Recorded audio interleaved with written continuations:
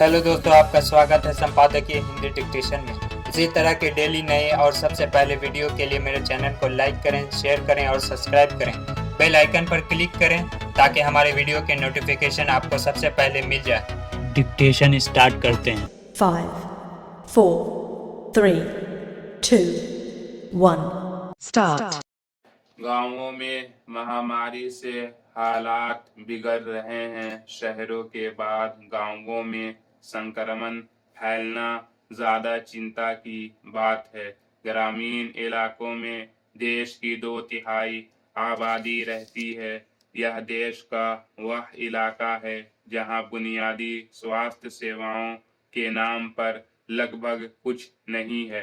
पिछले दिनों उत्तर प्रदेश और बिहार में गंगा किनारे जिस बड़ी संख्या में दफन और बहते शव मिले, उससे पता चलता है कि गांवों में महामारी से किस तरह लोग मर रहे हैं। अगर ये मौतें महामारी से नहीं हो रही तो सवाल है फिर कैसे इतने लोग मरे।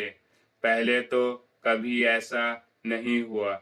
महामारी से निपटने में सरकारों की लाचारी उजागर हो चुकी है, वरना इलाहाबाद हाई कोर्ट को यह कहने को क्यों मजबूर होना पड़ता कि उत्तर प्रदेश में स्वास्थ्य सेवाएं राम भरोसे हैं। जाहिर है बड़ी अदालतों की हालात पर नजर है, सरकारों के कामकाज की संस्कृति और आम जन के प्रति लापरवाह रवैये की हकीकत भी मालूम है। ऐसा सिर्फ उत्तर प्रदेश में ही नहीं, बिहार, गुजरात, मध्य प्रदेश आदि राज्यों में कमोबेश एक जैसे हालात हैं।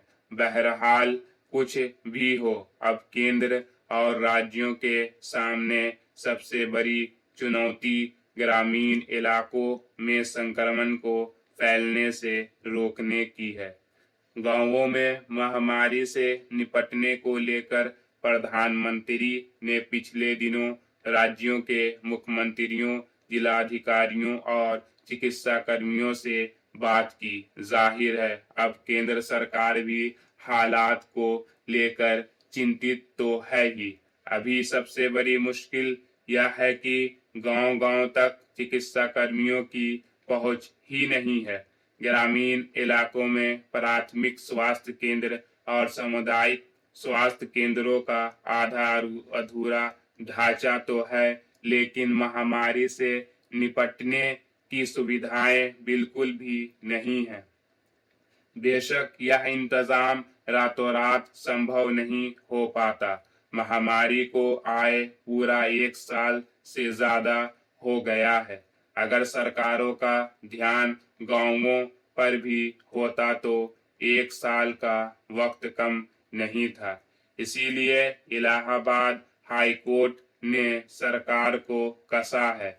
ऐसा नहीं है कि अभी भी गांवों में चिकित्सा सुविधाएं पहुंचाना कोई मुश्किल काम है, लेकिन इसके लिए जो इच्छा शक्ति सरकारों में दिखनी चाहिए उसका अभाव है। प्रधानमंत्री ने तो गांवों में भी टेलीमेडिसिन सेवा पहुंचाने पर जोर दिया है। इसमें संदेह नहीं कि अगर गांवों और तहसीलों में टेलीमेडिसिन सेवा का पुख्ता नेटवर्क बन जाए तो संक्रमण से निपटना आसान हो जाएगा। लेकिन यह हो कैसे, यह बड़ा सवाल है। होना होता तो अब तक राज्यों ने कोई तो पहल की होती। गांवों में महामारी के फैलाव को रोकने के लिए एक साथ कई मोर्चे खोलने की दरकार है। इसीलिए विशेषज्ञ बार बार ग्रामीण इलाकों के लिए कारगर रणनीति बनाने पर जोर दे रहे हैं। इसमें संसाधनों के साथ ही हर गांव में चिकित्सा कर्मियों की पहुंच बनाना जरूरी है, ताकि हर व्यक्ति की जांच हो सके।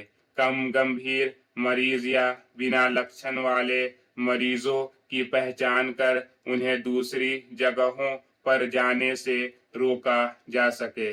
वरना इलाज के लिए ग्रामीणों ने शहरों की ओर रुख करना शुरू कर दिया तो संक्रमण रुकने के बजाय और फैलेगा।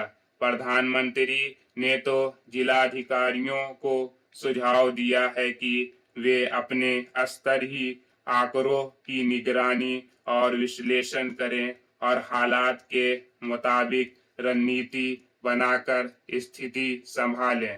इस पर ईमानदारी से काम हो तो यह तरीका कारगर सिद्ध हो सकता है। यह भी नहीं भूलना चाहिए कि भारत में कृषि क्षेत्र गांवों पर ही निर्भर है। महामारी कृषि अर्थव्यवस्था को चौपट कर सकती है, इसलिए अगर गांवों के हालात काबू नहीं आए तो देश और बड़े संकट में फंस जाएगा। Stop. Thanks for watching. Please like, share or subscribe.